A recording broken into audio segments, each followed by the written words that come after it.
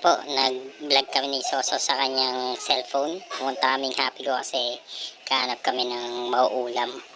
Ito, bumili na kami ng mga parang toknening dito sa Happy Go. Yan po yung mga tinda nila. Yan. Ito po, pauwi na po kami. Naghanap kami ng pandagdag sa ulam namin. Siguro, yung mga ready to eat na lang. Kaya nag-decide kami pumunta dito sa 7-Eleven para bumili ng mga busog meal. Kasi ito may ulam na may kanin pa. Ayan po. Pili kami. May ibang klase para makapili. May option.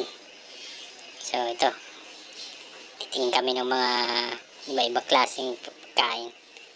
Medyo malabo po yung kuha kasi sa cellphone po ni Teo Racto eh.